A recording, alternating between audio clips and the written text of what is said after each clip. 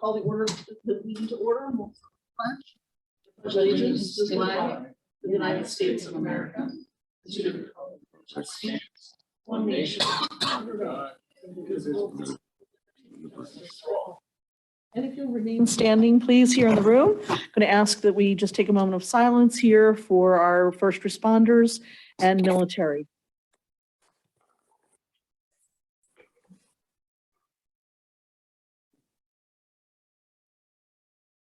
Thank you very much.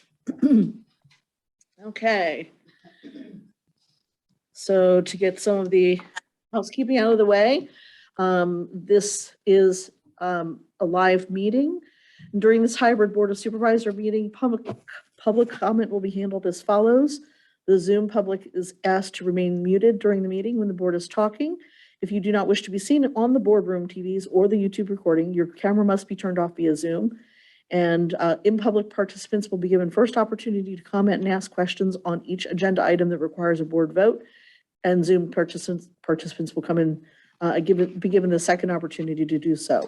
Please raise your hand icon if you wish to ask a question. I'm going to say that this is being recorded via Zoom. The recording will be uploaded later to the Township's YouTube channel for viewing. Under the chairman's report, the board met in executive session prior to tonight's meeting to discuss personnel matters. And the township will be holding the next recycling event in the park on Saturday, June the 4th from 9 to 12. Please register now on the township website. And there are no public hearings. Emergency service reports will be another time. There is no financial report. And we're moving right on to the approval of minutes and treasurer's reports for April the 5th. We can start with first. I did not see any corrections to this report. Does anybody have any corrections or anything? I would accept a motion. Madam Chair, I'll make a motion that we approve the minutes for the April 5th and the April 19th meeting, please. Okay, I'll second that. great. Okay. Chris, I didn't see any corrections for the 5th, but for the 19th, there's been a revision, and I'm going to read that revision. Under any other matter on the 19th, Dave said that the county has $200 million in ARPA funds that they opened up to a grant submission process. We have to get our application in by May the 16th. Dave reached out to Gannett Fleming, the engineers for Milltown Dam, for the Hershey's Mill project, which is the proposed project to apply for the grant, or was it the Milltown? It was the Milltown. Okay. So, underneath the Milltown Dam part, got it. Yes. He was trying to put a rush on information needed for that fund. There was no objection from the board to Dave's proposal. Microphone got turned off, sorry. So besides this one revision, did anybody have any corrections for Chris? No. Okay. Any questions from the participants here in the room or on Zoom? David, do you have any questions? Or I don't. Thank you. I'll call the question. Those in favor of passing minutes into the record? Aye. Aye. Aye. Thank you.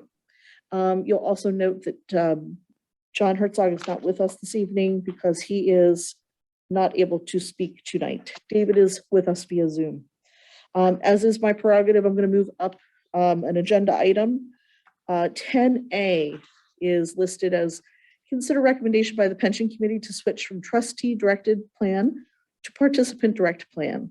And since we have representatives here, we'd like to invite you to come up and let us know what your proposal is, if you don't mind.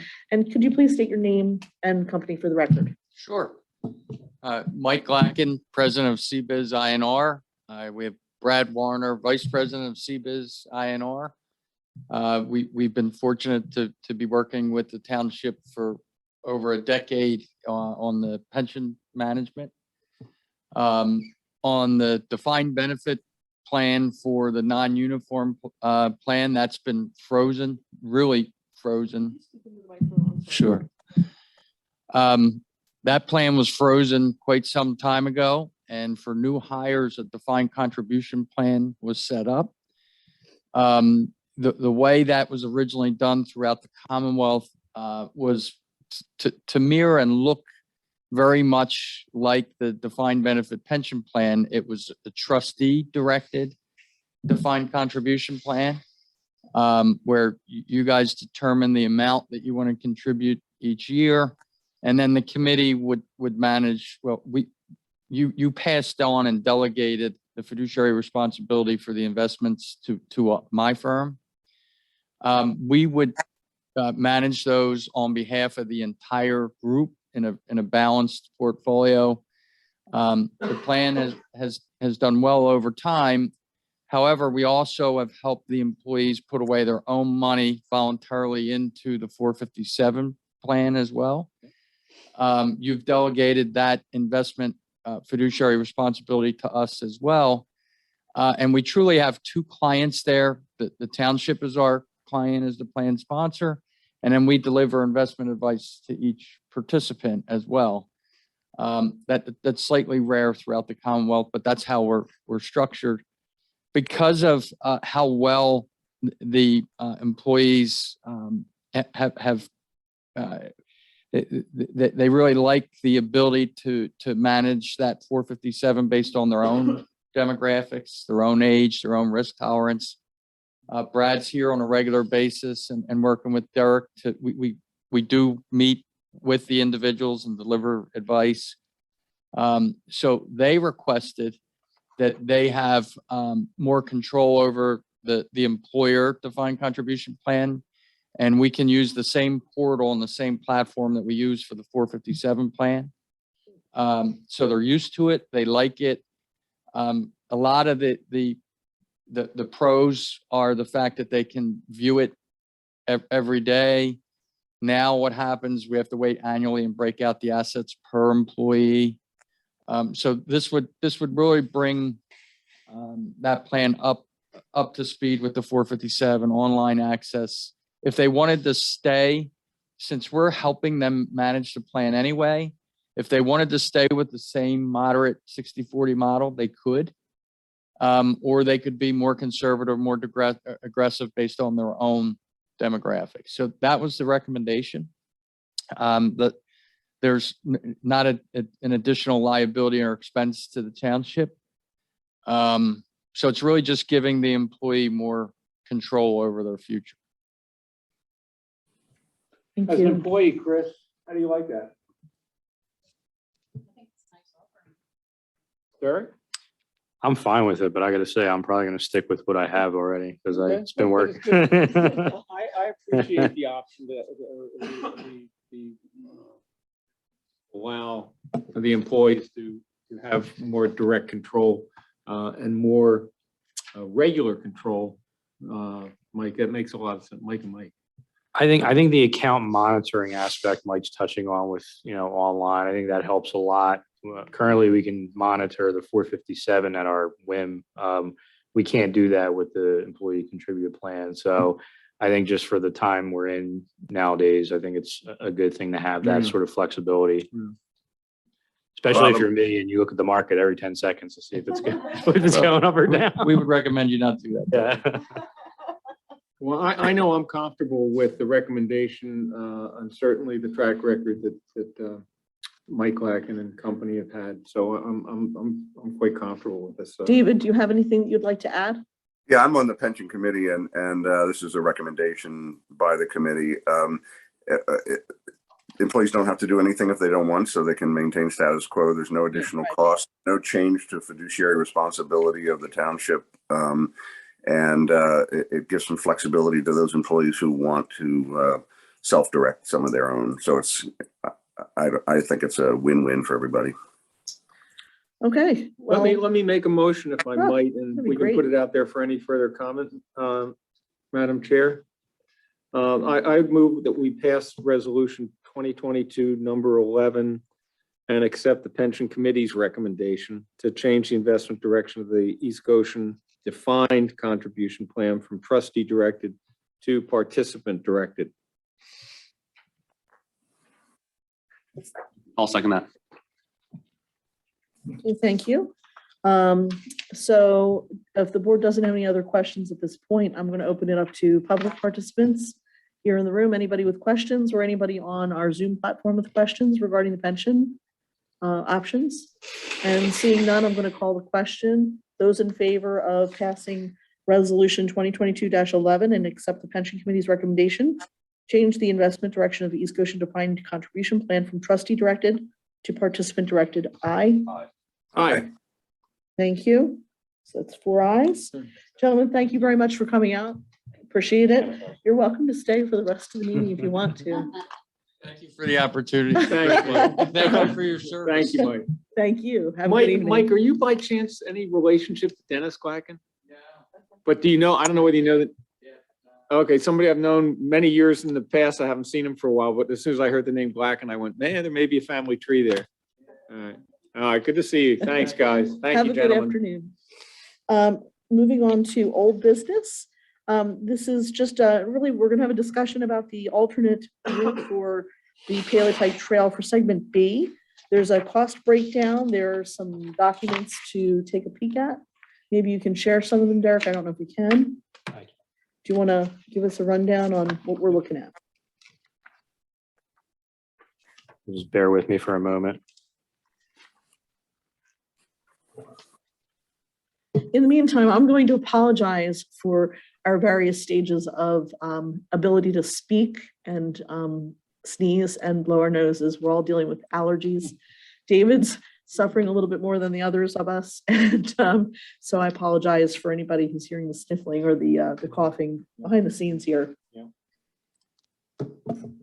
And by the way, before Derek comments, I think, Madam Chair, just for those who in the audience listening and our residents, the discussion tonight is purely some discussion. There's no action at all this evening. Am I correct on that? There was pure discussion as we try to develop. There may be action in the sense of what to do as a next step, but no overall action as far as expending these funds or anything like that. Okay. So what everybody's looking at currently is sort of what we had. We had a discussion at the March, I believe, 15th meeting at this point, and there was two main things that came out of that meeting. I think the board wanted a little bit more of a back of the envelope costs regarding construction, but also engineering. I don't think the first time around we had soft costs or engineering costs on that breakdown. So that was a desire. We did at that meeting pick the quote unquote C3 alignment, which was the Enterprise Drive alignment, but off-road. In other words, not use the existing cartway. Instead, create a path off to the side of some sort. So there was consensus there, but what the board also wanted me to explore was creating sort of a mini loop in front of the Enterprise Drive complex, since we do have these easements that we had in place in segment B that are not on the Hicks property. So I went back to the drawing board with Benoni, and what you see here in this first shot is exactly that. It's the C3, and it'll show you, and then this mini loop, which they have labeled C1 and C2. So that's sort of where we were and wanted to bring the mini loop into it. And I'm going to move on slightly to show it. Well, that's more of an 10,000 square foot view one, but this is the one I get into. I think this is helpful because this breaks down segments 1, 2, 3, 4, 5. And in the next sheet, I'll actually have a cost breakdown for each segment. So it's pretty easy to actually add up which routes we actually want to use out of these 5, whether it be, I guess you're at least going to need 3 or 4 of them, but 1, 3, 5. Yeah. So the way they have it set up here, it gives us the ability to sort of pick and choose, the routes, and they're quite honestly, there could be a little bit more deviation in the routes, particularly after we get past the Enterprise Drive and past the mini loop, because there's some finagling, if you will, we can do there. But it's just a matter of, for cost analysis purposes, this is what we have for 3, 4, and 5. But I think 1 and 2 was particularly what the board wanted to look at as far as a mini loop. So now, unfortunately, I'm going to go to the cost breakdown and kind of give you guys a sense of when we're looking at these segments. I'll move the screen over because I think the most important part of it is kind of looking at these segments and what the cost breakdown is of all the segments. So that's in a nutshell. We can have a discussion as far as, you know, what the board's thinking. Obviously, there's a couple segments there we have to have. So minus maybe one of the segments, the rest are pretty significant costs. And it breaks down. Sorry, I'm trying to put the screen down so we can see a full breakdown of exactly what's going on here. Because the soft costs are included, 20% for engineering, and that's the fourth line from the bottom would be the quote unquote soft costs that you all requested last time to kind of see and break down. So that's kind of where we're at. We're, you know, we're still analyzing the cost. We have a little bit more solid of, I think, of a segment breakdown, whether the board thinks it's doable or financially to create that mini loop. That's obviously a board policy decision. But these are at least the preliminary numbers. I did have a conversation with Benoni, and they did stress that these are preliminary numbers and that costs are going up every day, it seems like, for different materials. So we'll have to have a, you know, conversation of what we can and cannot do in-house, and maybe these changes a little bit, but I think that sets it up enough for discussion. And Madam Chair, I'll send it back to you. Okay. Well, first of all, thank you very much for breaking it out into the segments. This is very helpful, and I think it's a good starting place. The cost of it is still staggering, and as a conservative, it's very hard to imagine that it's this expensive. But so would segment, we're going to use the numbers. Would segment 2 be eligible for any grants since it's along Bailey Pike, being that it's a state road? Do you know? I don't know the answer to that, and one of the reasons is we're obviously, you know, we're changing the original route, so I don't know how that affects grants either. That's okay. Which I think Wondered if there was anything that you know of off the Yeah. top of your head. I mean, it's But- definitely, when you look at Route 2, you're getting PennDOT involved. Mhm. DEP is going to be involved no matter what. Right. But if you stay a little bit more off of the 2, perhaps PennDOT would be involved a little less. Okay. But that'll definitely have Michelle, PennDOT involvement. Is there a sense that excuse me, David, I just wanted to ask if there's a sense that we can advance our conversation on selecting a particular group of segments once we have a better feel for the grantability of any of these segments. I think that has to occur at some level with DCNR or the county to say, are you, or any of the other federal highway or whatever some of these other grant doors are, and see, you know, what sense that they have that they can't guarantee anything, but they can say, yeah, this is one that would qualify.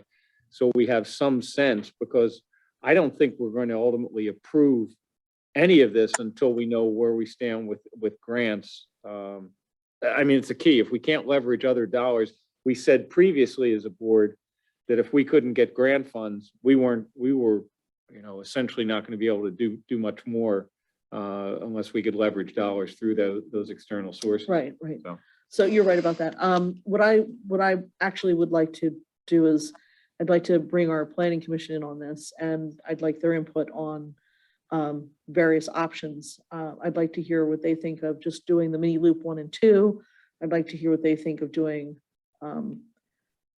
any other combination of anything here, whether it be 1, 3, and 5, or 1, 4, and 5. Whether it's 2, 4, and 5. I'd like to have the planning commission weigh in on this and see what they think. I think it's good. I'm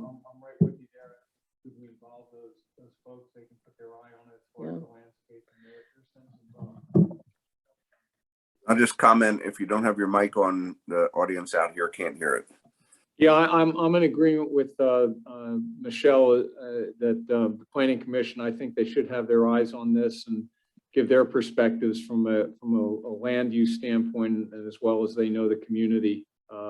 So I'm supportive of that as part of this process. Let me just make a comment that I think historically we've gotten somewhere around 65% grant funding for trail initiatives so far. So just, you know, I don't know how that plays into, depending on where the segments are and where they lay and how the granting organizations feel about it. But when you look at the numbers, I think we can be a little bit relieved by knowing that we've been able to pay for a lot of the infrastructure with grant money. I'll just put it out there that I'm a fan of 235.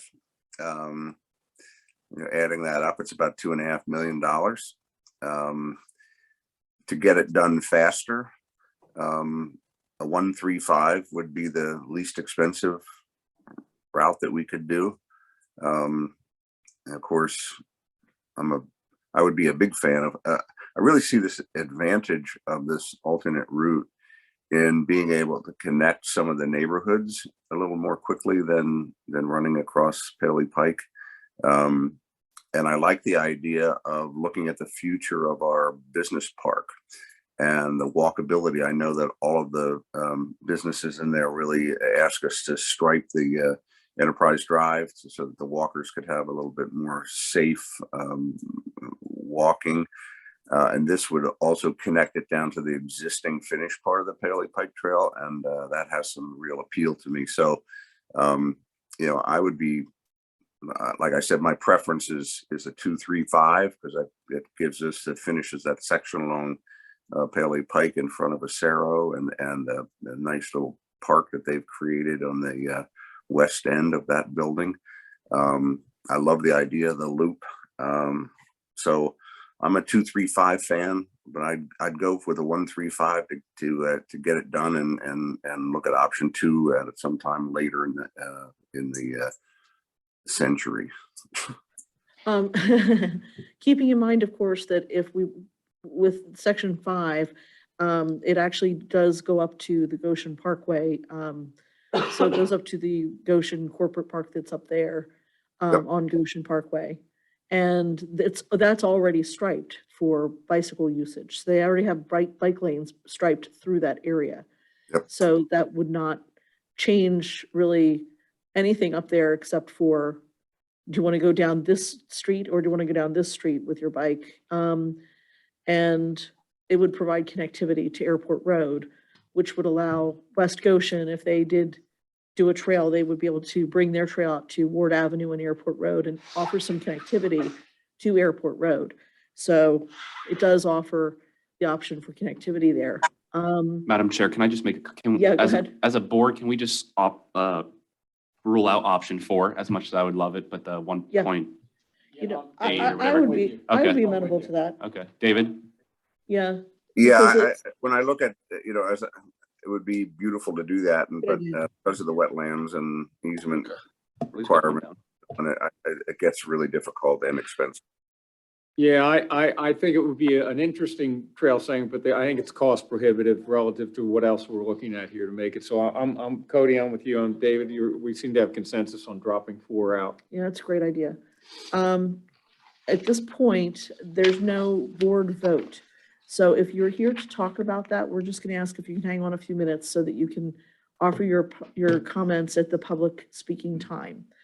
And again, we want you- to hear the planning commission later on too. And there'll be an opportunity, people Right. can go there. as Yeah, well. but if anybody is here specifically for that purpose, please hang on and we'll listen to you at the public speaking time.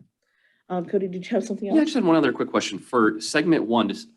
Sorry, there's just so many different options here. Segment 1, is that include like a separate little trail along Enterprise, or is that like just striped? It's a separate trail. Independent. So I Yeah. hate to throw another, a wrench into this, but do we have any idea what the cost would be if we just wanted to, let's say we moved, I'm just throwing this out here. Let's say we want to do 2, 3, and 5, but we wanted to just stripe one. Do we have an idea what the cost would be? Yeah, because we did that in That's what I March. thought. We did that in March and there was a consensus that although it was the cheapest, it was sort of an unsafe option was Sure. kind of the consensus back then.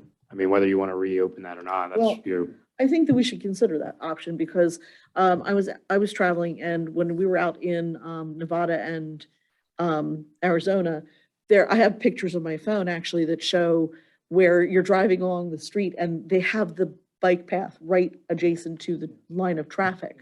So whether it's a right turn lane or just a straight through lane, that bike trail is marked with bikes painted on the macadam that's already existing. So Yeah. they're required to share the road with bikes and they have the same rules as pedestrians. So It's definitely a way to do it, and as David mentioned, it has to do with some sort of expediency.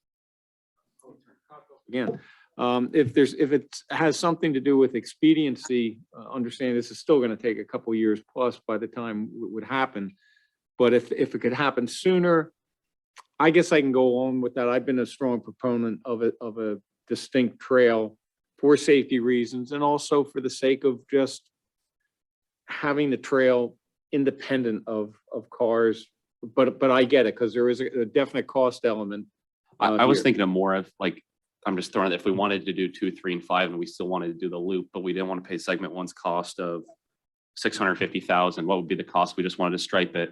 Well, in that regard, you know, I definitely could support 2, 3, 5 as a way to go. I mean, and I mean, I'm happy to hear what the planning commission, what other people have to say, but just if we wanted to do one. I would, now I'm with you. Okay, yeah. I would say the only, and I don't know the answer to this, the only concern I have is from a grant perspective, does it hurt us more not to have a separate trail? I don't know the answer to that, but it's just a Okay. question I have. And Jason, we'll be able to get Jason to kind of tune into those things, Derek, to, you know, since he's done so much of the grant work and with Mark Gordon, to again, flush some of this stuff out with conversations with them as to, you know, how's this, what their eyes should be on it. Those, meaning those grantors, their committees, their staff, to say, this is what we're thinking as an alternate. We need to hear from you because it's fundamental to us making a decision, ultimately understanding you can't guarantee a grant before we apply, but give us your sense of your review process and how meaningful one of these is or weighted one is over the other. I think that's really important. So is the board okay with me having a conversation with Mark Gordon and getting this on a planning commission agenda? Would that be okay? yeah, I think that we should do that as Yep. soon as possible.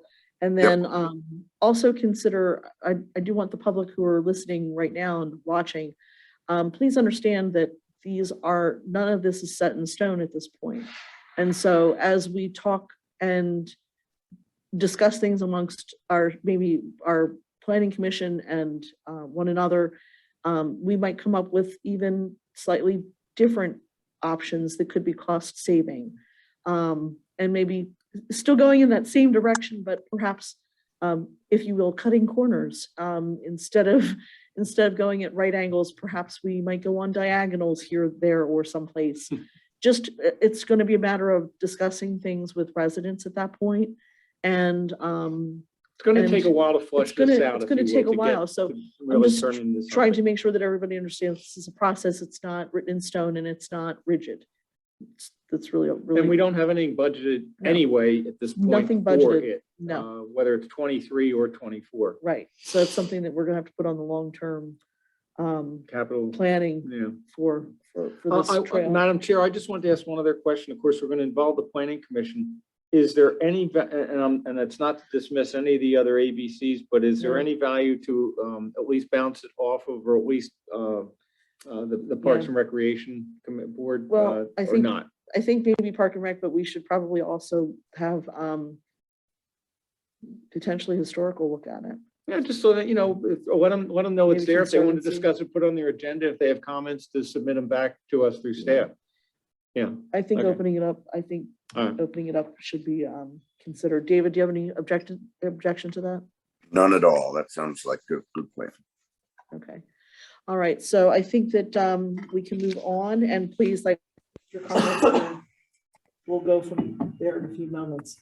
We're going under new business. Item B, discussion and consideration of infectious disease liability policy for East Goshen Township. Derek, do you want to fill us in? Sure. Second here. So we had, very briefly, I had a discussion with board member David Shuey on this, and he had let the board know individually we were going to kind of take a look at it. The infectious disease liability quote, and David's going to jump in here too, because he knows more about this issue than I do, being that it is his background. But the purpose of this, as I say in the memo, is to enhance the protection of the township against possible claims of negligence, specifically in a pandemic situation as we just experienced. So it's another layer of protection from an insurance perspective, particularly with, Parks and Rec and campers. And if we were ever to come into a pandemic such as we just had with COVID-19, and we saw how that kind of played out with court processes with vaccines and things of that nature, but it could also turn into a court process with liability and blame game if people were to get sick. So this is again a quote of what the premium would be on an annual basis and also the deductible. And I think the first line of coverage would be $7,500 premium. And then we did get them down to a $2,500 deductible per year as well. And then you see some exclusions there, and I will let David jump in as well. Thanks, Derek. First of all, let me tell you that I will recuse myself from a vote on this. I was years ago when COVID policies were beginning to renew during the COVID crises, pandemic. The insurance carriers deleted coverage for any infectious or communicable disease liability from our insurance policies, not only the municipality here, but across the state and the country, in addition to hospitals, nursing homes, hotels, fitness centers, and so on. People don't realize that it didn't just exclude COVID, it excludes all infectious or communicable diseases. So it would include things like MRSA, and other communicable disease outbreaks. So I was contacted about a year ago by a Lloyd's of London syndicate to help them develop a program in the United States, and that's why I will recuse myself. I want to say that I do not get any direct benefit from any sale of any policy. I get no income from, so I don't benefit financially from whether the township makes a decision to do this or not do it. But because I'm involved in the project and concerned about protecting the township against litigation, and I brought it to Derek's attention. So the policy itself, defense cost inside the limit of liability, and the quote was for $2 million of coverage with a $2,500 deductible for a premium of $7,500. With all of the activities in our building and at our park, and at locations like the film festival that we do, and the kids camps and yoga classes and card games, and if we were alleged to be negligent in our diligence around our protocol regarding any infectious disease, whether it be COVID or MRSA or SARS-1, or we now have a new avian flu. The first case in the United States popped up last week in H5N1. So the idea here, and frankly, my thinking here is that for $7,500, if you have a case, and right now there's a book that was written, sponsored by the American Bar Association, called Infectious Disease Litigation, and they're now teaching how to litigate infectious disease outbreak claims in the courts, teaching it in schools now.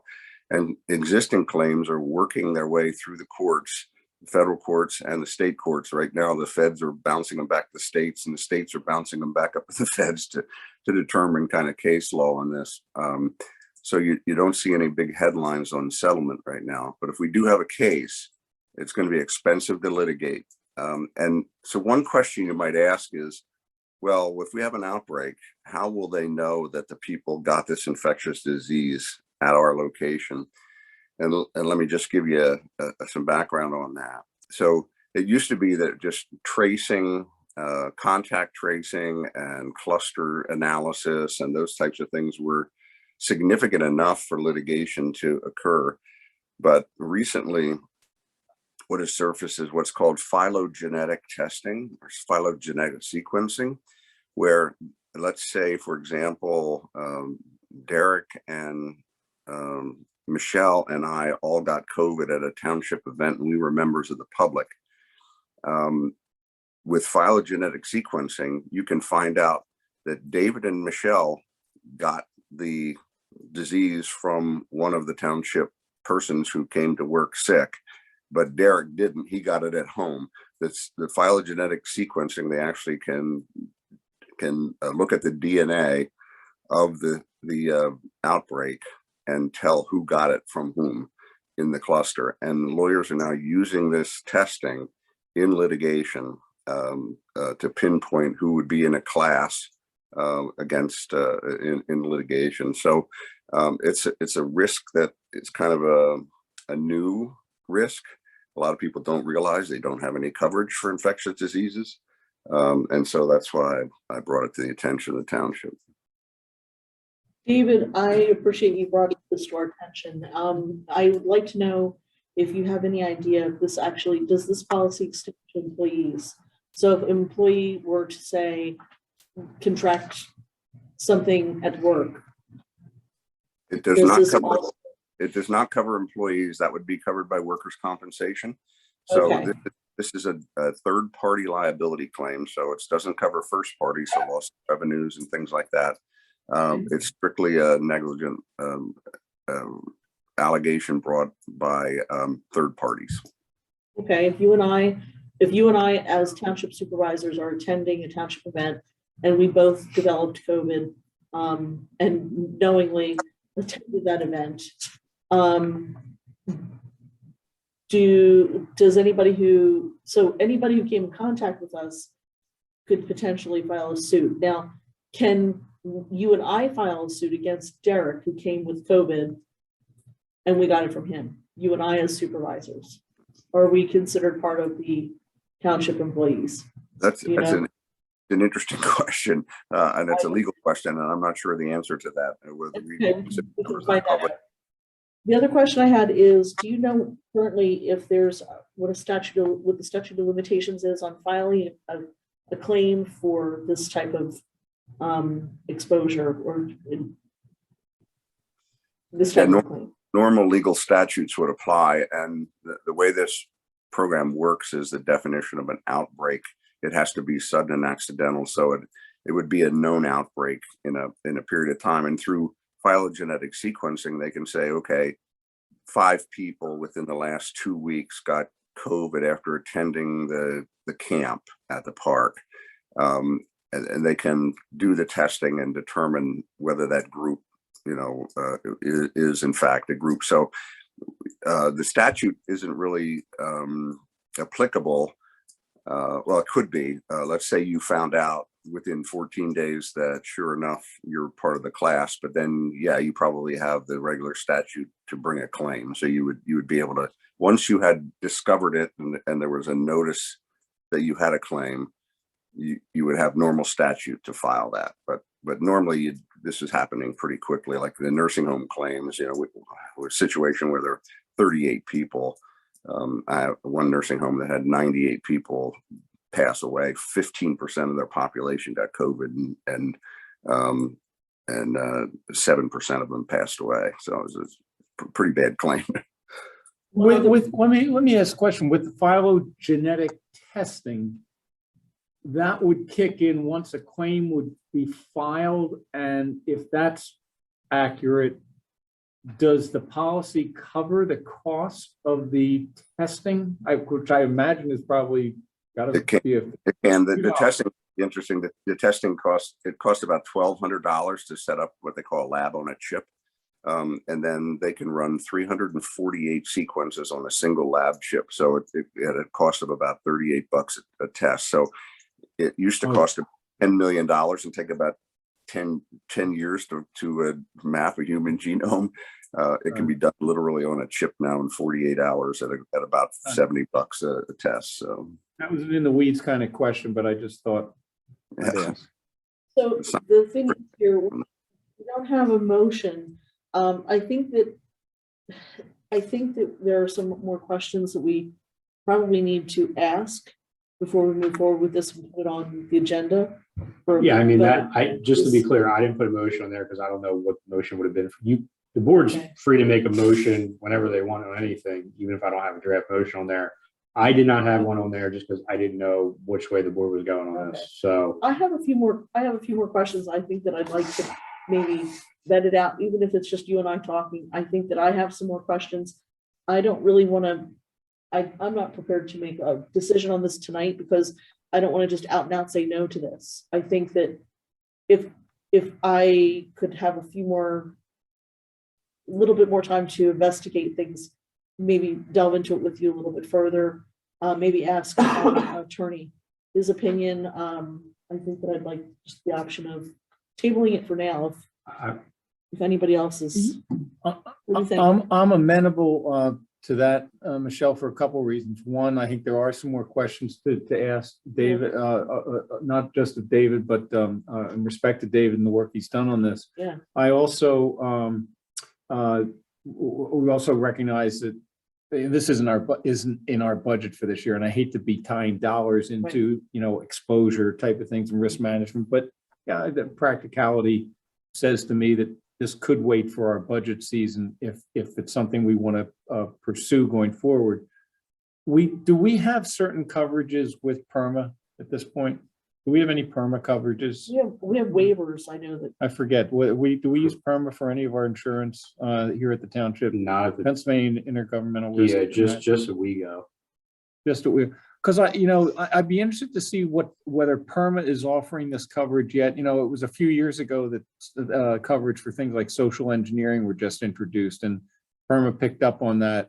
And I'm wondering if they're tuned into this. They're a good organization as far as knowing municipal, the municipal landscape, if you will. And I'd Mike, like to know what. Mike, let me answer that question. PERMA is not offering it. Nobody is offering it. This is a bespoke Brand new. policy offered by Syndicate 1902 from London, and it's not available from any other market. It's an exclusive program right now. Okay. So, and I will let you know that discussions are being had at the state level with both insurance brokers and with state associations. Okay, so this is cutting edge new insurance risk Yep. coverage. Okay, well, I respectfully, I would like to table this only because I don't want to say no to this. At this point, I want to go a little further with it because I think it could have some added value. Yeah. It could bolster our coverage in the future. So respectfully, David, thank you so much for bringing it to us. And I think it's something we have to seriously consider, and soon. Okay, thank you. David, thanks for that. That was very informative too. I appreciate it. I learned some things, David. Thank you. I did too. It's very interesting. Moving on to new business, item C, approve the payment to Total Site Development for Hershey's Mill Dam project. So we had put this on here, Madam Chair, because we are not doing full treasury reports and Dave was out on vacation this week. But this is part of the Hershey's Mill Dam work that's finally going quite well, moving along, making progress, and with progress comes paying the bills that come with it. So this is a $98,000 and change approval for your consideration. I will say in the treasurer's report next time, not quite this large, but there will also be another large chunk for possible approval for total site development. Again, it's kind of, we're getting down to the stretch here, the wire, and the bills are starting to come due. So, Well, Derek, if I might, Madam Chair, Derek, has the recommendation, has it been vetted through the rest of the staff, or Yeah. people like Public Works Director Miller or? Mark Miller and Dave Ware have both investigated. Mark's done a great job on this project, I Yeah. will say, of Yeah. vetting every single invoice request. And we've gone back to them a number of times and saying, we're not paying it right Yeah, now. and, yeah, and I know that. So he's been great with that. So we've been over this particular one for a few weeks now, and he is recommending, along with Dave Ware and myself. And this is approval. all work that's been completed and completed, signed correct. off on. And that's been some of the issues, I think, is, we don't want to pay for work until it's, done and we're satisfied with it. So And we are using grant funds for some of this, I'm not sure where the grant dollars come in on this, just, for- yeah, I forget the percentage, but there is some grant That's dollars. part of for it. Hershey's. It's playing against the grant funds that we have, which is significant for this project. Yes. I'm supportive of the recommendation, Madam Chair. David? The rest of it's bond money, right? Yes, Yeah, this was bond- part of the bond taken out in 2017. Yeah, I think almost all of it's either bond or the grant's gotta be. Yeah. You've seen previously. Well, the work's been completed. I've seen the progress over there. I'm in the vicinity, so I do see it routinely, and it's really starting to Sorry. shape up now. Go ahead, hit yours again. No, it faded out, sorry. Yeah, I've watched the progress there, and there has been significant progress, and it's really shaping up. Madam Chair, based upon the recommendation of staff for this work that's completed, I would move that we approve this payment of $98,960 and $63 to a Total Site Development, Inc., the contractor performing the work during the period of April 15th is presented on application number 10, revision number 1, dated 4/25 of 22. In the amounts outlined above for the Hershey's Mill Dam project. I further move this payment to be processed as anticipated and budgeted out of the Capital Reserve Fund. I'll second that. I'm not gonna want to have to repeat that again. So, are there any questions on the Wait, it was board? written. That was a mouthful. Are there any questions in the audience here present or on Zoom? Seeing no questions, I'm going to call the question. Those in favor of paying Total Site Development for their work in the amount of $98,960.63? Aye. Aye. Aye. Is that an aye, David? Yes. Thank you. The work there is really progressing nicely. I was there today. Looks great. On to the next issues, standing issues and projects. Hershey's Mill Dam project. It looks tremendous. It's really fantastic. Looking good. And we were also given a brief, that one of the key element that will start to show itself probably in the next month has to do with the boardwalk installation along the wetland areas that people will be able to navigate. And there was a lot of discussion on the way that the boardwalk piers were going to be the technique to be used, and it's finally been settled as to the technique of one of several to be used. And so in that regard, that's progress, and we should start to see that that boardwalk come into play. And once that happens, and the next month or two, some of the plantings that have already been installed start to bloom out a little bit. I think the park is going to start to look really pretty good by as early as the fall, and let alone next spring. I think it's going to be in full bloom as what's going to be a really neat environmental passive place where people can go and kind of relax, and I think it's going to be a very good project. So I'm pleased to see the project progress the way it has now. Do you have anything to add, Joe? Not on that one. Okay, how about Milltown Dam? Well, it's May and we haven't seen the permit yet, so I'm not where I want to be right now. We made 2 inquiries with our state rep and state senator. Do we know if Kane's office reached out? Do we have confirmation that they reached out? They said they did. I don't have confirmation Okay. beyond that. Okay. So we I don't know have, if they just said that they were going to, or if they did after. yeah, I gotcha. So yeah, we're still in a waiting game, unfortunately. I'd give him a buzz this week and say, what do you know, guys? I can do that. Yeah. Okay. Hopefully at the next meeting, you'll have better news for us. In the meantime, we're. By keeping the an way, eye on things over there. the permit that we're talking about is from, DEP, DEP. Yeah. We're already good with the Army Corps and the Conservation District. great, just so. folks okay. know. All right, anything under any other matter? Anything under any other matter? I do have one thing that was discussed at the last board meeting. There was an inquiry about the false alarms, Oh, or fire yes. false alarms. The majority or a large chunk of what was outstanding was from Giant Supermarket. Chris actually just got a payment today of $4,500. Ah, So great. that cleared a lot of the fire alarm outstanding false alarm fees. Perfect.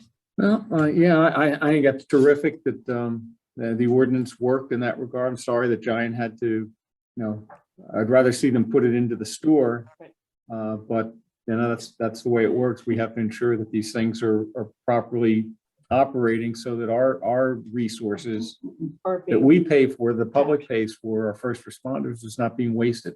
So that's good progress as far as that goes. I appreciate their response. Okay, so I'm going to switch up the agenda real quick. I'm going to skip to liaison reports. There are none. Correspondence and rights, the reports of interest to right to know report. So the right to know report, Derek, is attached. Do we have to go over anything there or no? Nothing out of the ordinary. I Just mean, document it. yeah, most of the RTKs are land-based parcel requests, Okay, people wanting stuff on their own. great. I And- actually have a question about that. Okay. We have two requests from American Transparency out of Boca Raton, Florida. Yep. Anybody know who that is and why and then there was another request for the same information from another Florida address. Mm-hmm. Yeah, it's data mining companies. So they get right to know information regarding various things that we have to publicly disclose, whether it be parcel code enforcement based and, sell that information to construction companies, debt companies, what have you. They also request some financial information here and there. And based on that, they're, most of the time they're just doing the right to know request and they're working with another company that then in turn are the ones that are quote unquote salespeople trying to sell everybody, everything they can. So I mean, we had one from an electrician in like Iowa one time where it's like, he's moving here and trying to get information on who does a lot of electrical work. So it's just all over the place. And a lot of it's just data mining in order to sell things to people. And there's no legal recourse around it. And it drives me nuts.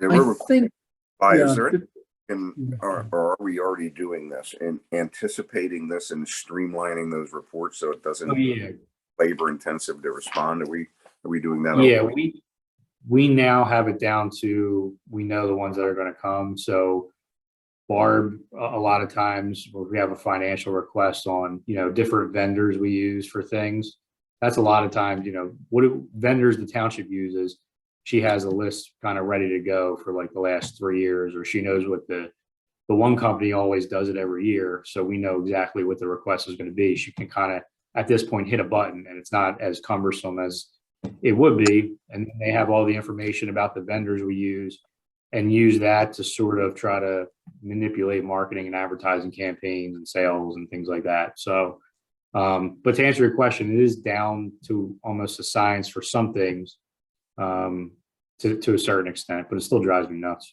and David, under the law, the municipality is, if they do not have a report, or the request, well, first of all, if the request is too general, there's time to get more specificity to drill down on the report or the request for information.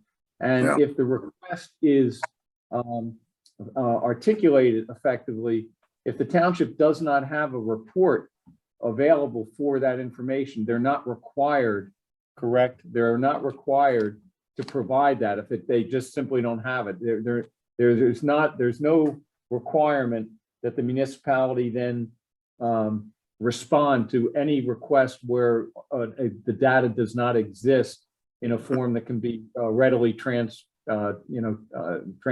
or transferred to the requestee. So That's correct. We're not required to create data of any kind. and I think there also, if I'm not, there's always seems to be something pending with the right to know laws and amending them. And if I'm not mistaken, in one of the more, maybe the recent issues of the Township News magazine that we receive monthly, I think there's some legislation pending that may be in committee that has to do with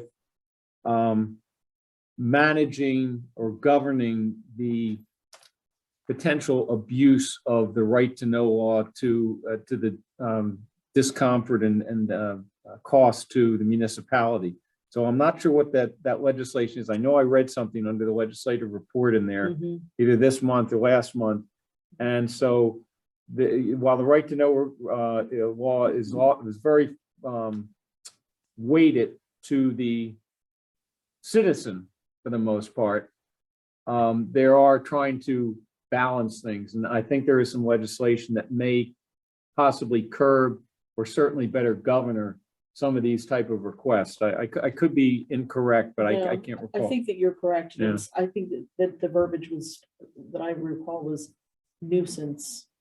Yeah. I think it was nuisance There request. was a problem child abuser, if you will, that was in the prison system that I guess he had Yeah. nothing other to do, but he would go make his way around the state with right to know requests. Oh, I I think I think shared that's- something with you and Mandy Yeah, about so that. that kind of case. spurred a lot of it. That's Um, okay. Yeah. So it's not, there's always legislation on who can do it. So that's one that addresses who can do it.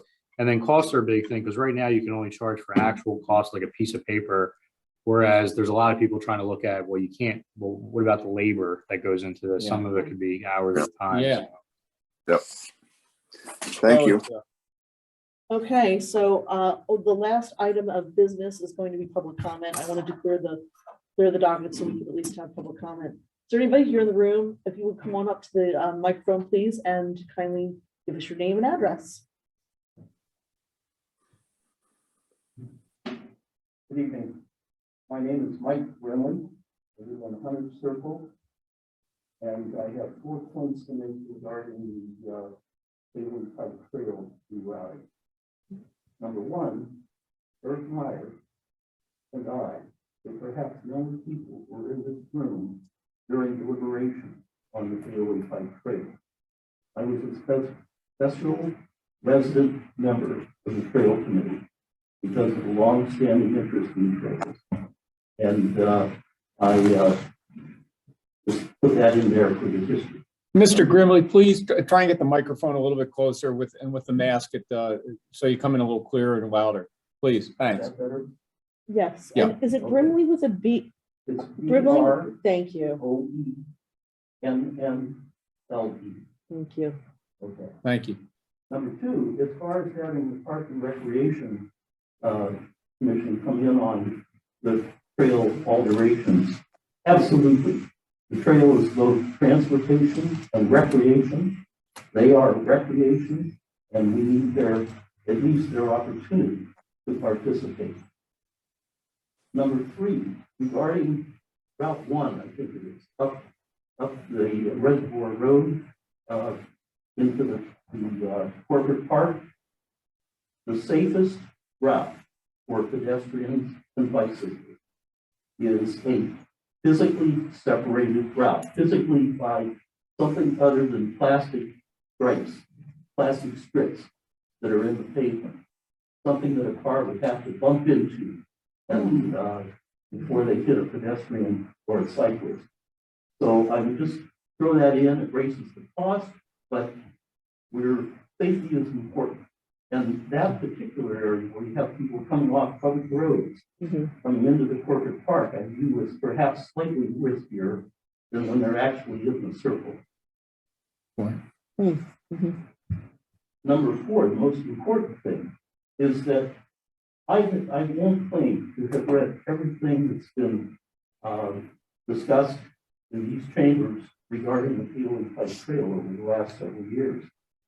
But the one thing I haven't noticed is we haven't addressed the fact that by rerouting the trail by any of the alternatives that have been proposed by the township engineer, eliminates the potential use of the trail by pedestrians or cyclists from both the middle and the high school, which would have occurred had the trail been in its original configuration along Paley Pike. There's no way that it's going to be safe for that population to go up Airport Road unless some off-road accommodation is made working with West Ocean Township. I just want that to be on the record. I don't think that's going to guide the decision, but it's not to be paid attention to, and that was a significant population that was in the mind of the committee that originally set up the location of the Paley Pike Trail.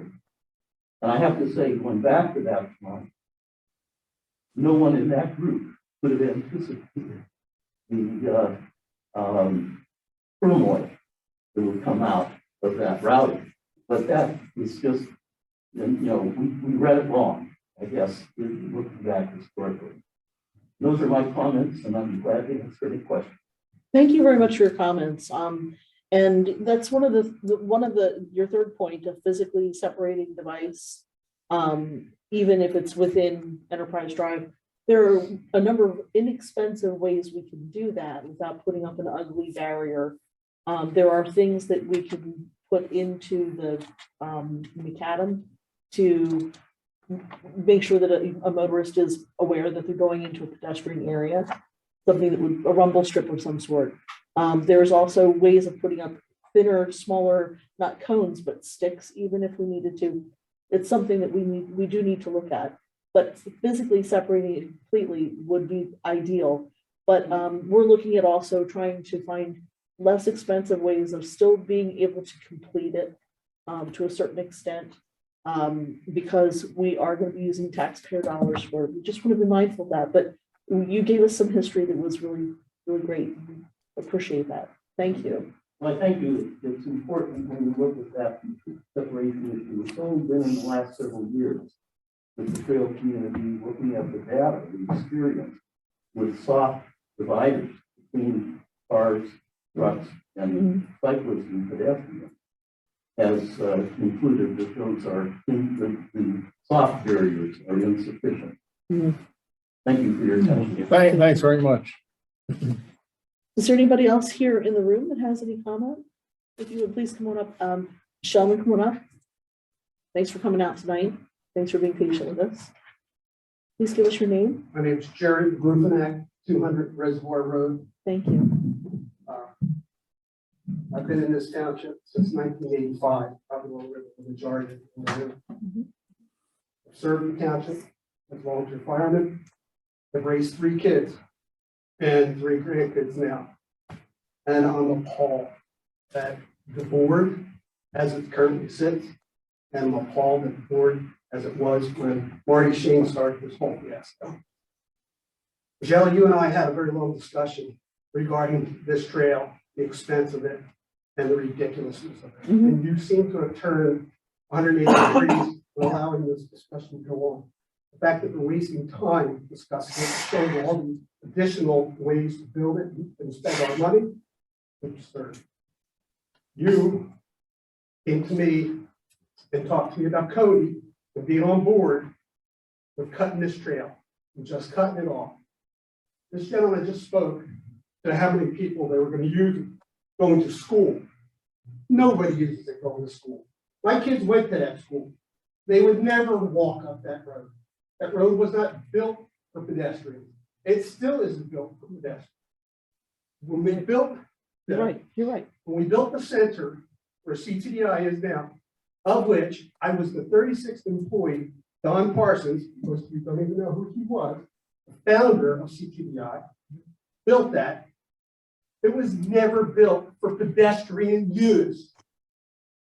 You people are losing perspective.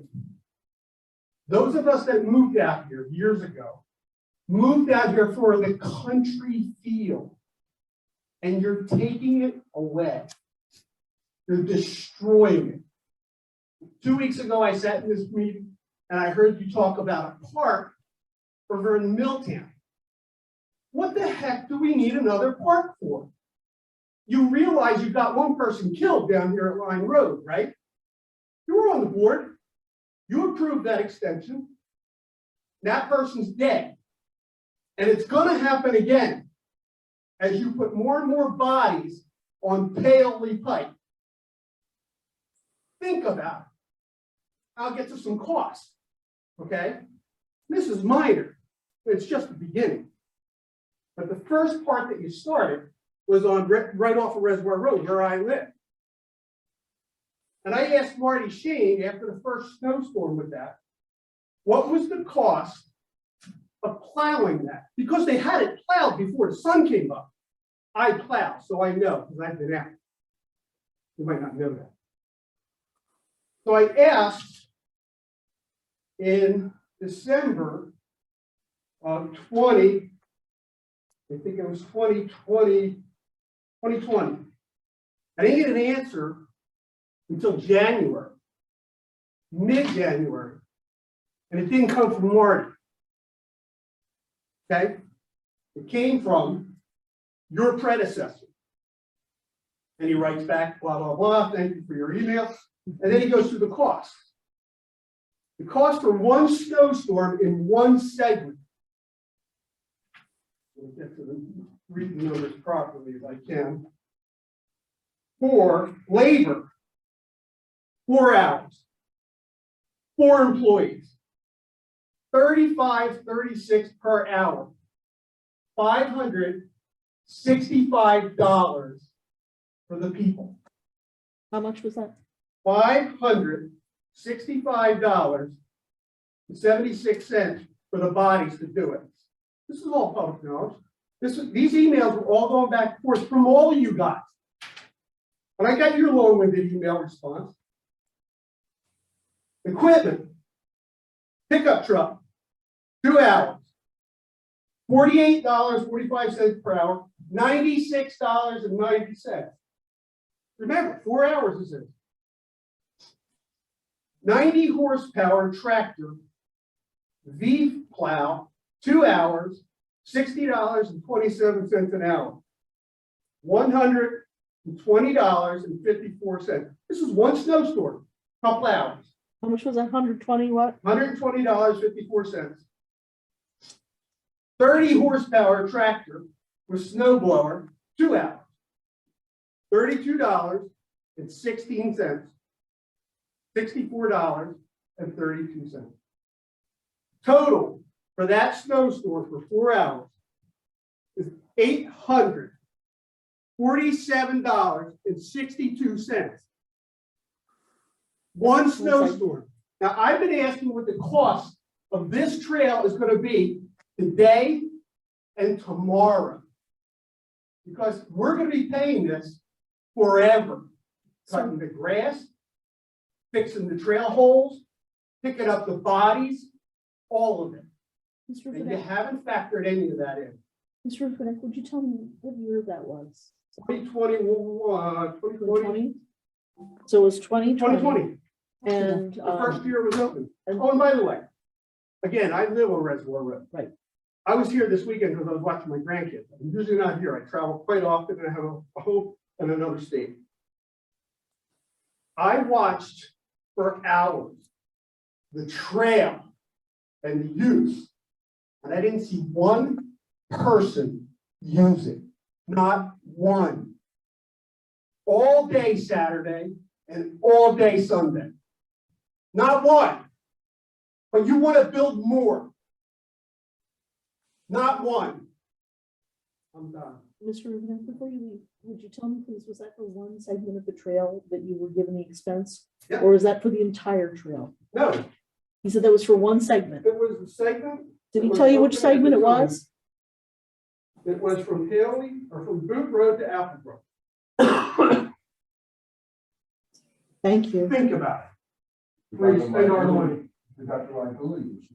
Well, just like I told them, they're going to kill people. My next. Joe, you're next. Please come on up.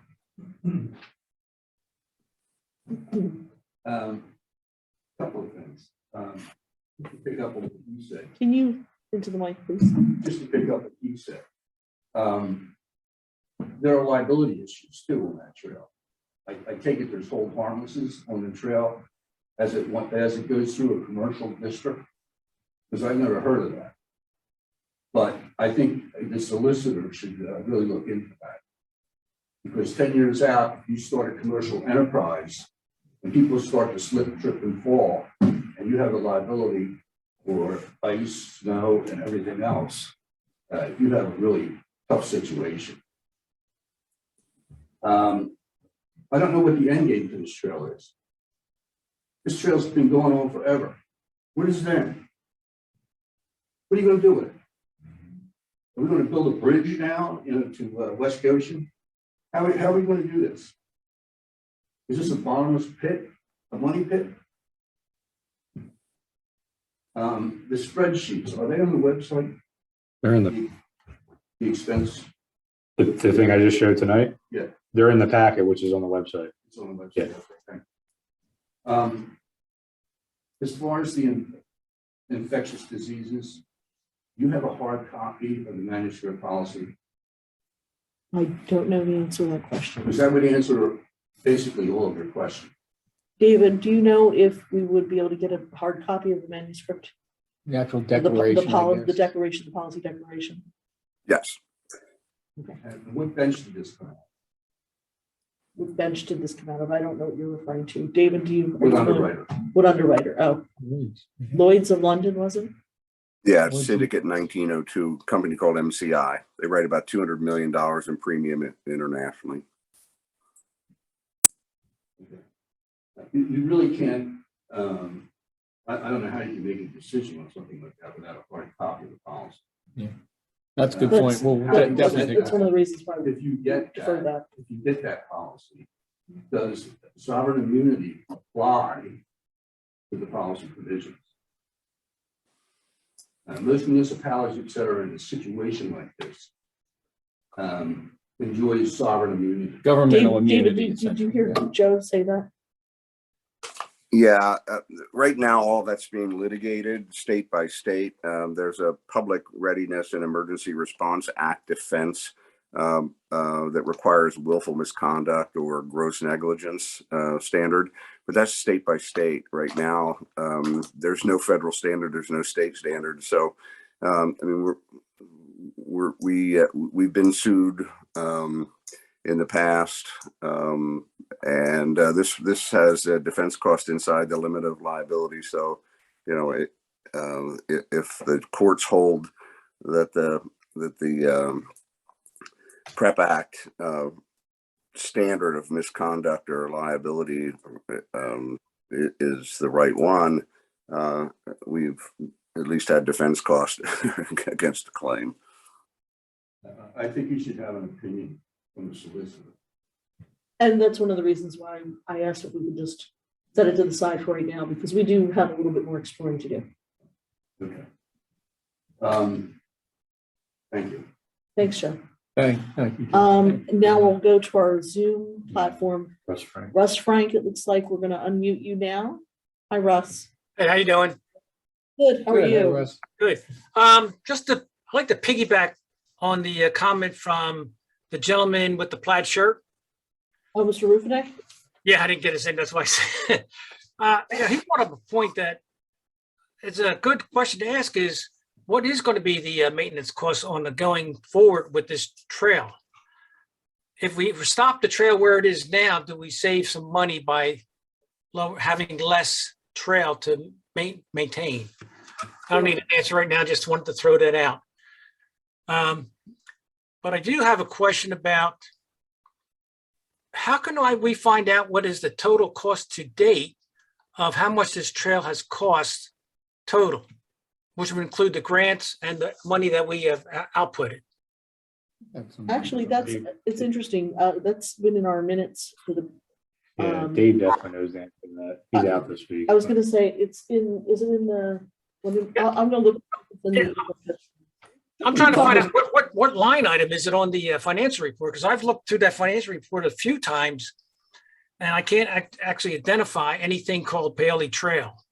Maybe I'm being too simple in my search for it, but Well, it's Russ, it's gonna require Dave doing a little bit of Yes. adding together because it was multiple years, multiple items, Right. multiple sources of revenue. It's just not a magical line item you're gonna find that says this is the total for Paley Oh, yeah. Pike Trail. But I thought we've done some of that No, as he's- well. he's Those done that. questions We come up. have, but what I'm saying is I Yeah, don't think we it's, just don't have it Yeah. right this second, Russ. But we can definitely something we can provide get that or easily. republish it because I know, Russ, some of that information has been requested before Right. and it's been provided. So I don't know whether any of it's even resident on the website, but yeah, it can be reconstructed if necessary. We'll put it fresh Yeah. and front and center within the financial page of the website. Yeah, 'cause I'm just trying to figure out, because I've asked this of John, the previous finance guy, John, and he did send me the slides of the original proposal. And that's what I'm trying to figure out. How far off the budget are we from the original proposal to where we are to date? Oh, That's a good question. Yeah. And then my last question is, since this is going to be a continuing discussion on future meetings, has any of the costs included these feeder trails? Not one single feeder trail is considered as. part of That's this. I kind of thought that's why I threw this question out. And because I did ask the futuristic committee about these feeder trails when I did attend one of the meetings and say, yeah, they're going to do it eventually, but that's what their future plan is. So my question was, is it going to be hard or soft trails? And the response I got back is they're all going to be made of macadam. That's not an accurate statement. It's gonna be whatever the board at the time, Right, it will be whatever the board at the time chooses to make it. right. Yeah, Russ, I've said this time and time again, whether you look at our, what do you call it, intent, aspirations, plans for a trail system here in East Goshen, or whether you look at some of the broader area trails, whether it's a Chester Valley Trail, you look at the Schuylkill Trail, et cetera. These are generational projects, and they're going to occur over 10, 20, 30, 40 years because they can't be done financially at the same, in immediate lockstep. You're going to have some break points. We've got them on some of we had them on the Chester Valley Trail for a while. We're still trying to connect some things there, as well as some of these larger trails, and we'll have that here. But I think that, the building of the trail, and I've said it, at least from my standpoint, we're looking at the future here. No different than we're looking at energy futures and other issues related to resource management and care of the things that we do and how efficiently we use them in our lives and our lifestyles. And as we exist here in this ocean or on the planet. And I think trails have a future in all of our communities, but they're going to be done over time. And the whole intent with the original Paoli Pike Trail was to create a spine, an east to west spine, and over time build from it. The gentleman that was here, who's very passionate about his feeling that the trail does not have value. I've been here since 1983.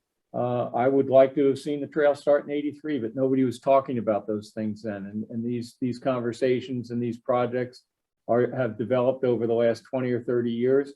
When the suburban landscape was envisioned and the original zoning was done, it was a very sterile arrangement. And we've discovered that the suburban landscapes are not the most friendly when it comes to being able to move around in modes other than cars. And so that's partly and maybe one of the primaries for fomenting the whole issue of multimodal trail systems. A lot of recreation associated with it, but I think down the road, if you will, in the future, and build it into the whole rest of the way we're looking at our world, with e-bikes and other modes of transportation, trail systems are going to have a value, not just recreationally. And having to look at when from 1983, when I was first moved here into the township, the suburban landscape was already taking place, but we weren't thinking about those kind of, from my standpoint, benefits or improvements to our residential world. And I think we're now seeing, we're trying to catch up with that and going into the future. So I think that there is a future for it. The East Goshen Township is not the country place that it was in 1983. It wasn't a country place in 83. In 1960 it was.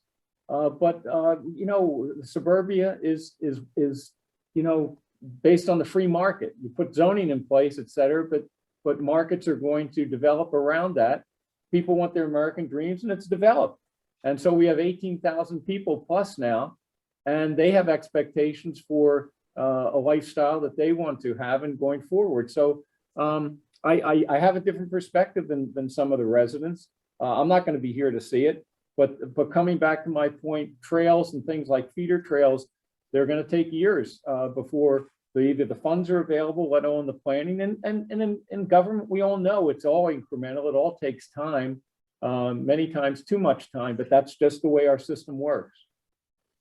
One thing I did want to add, Russ, my recollection from that meeting I attended via phone was that I don't think anyone committed to future feeder trails. I know I expressed my, you know, I would maybe like that in the future, but I don't think anything, you know, anytime soon.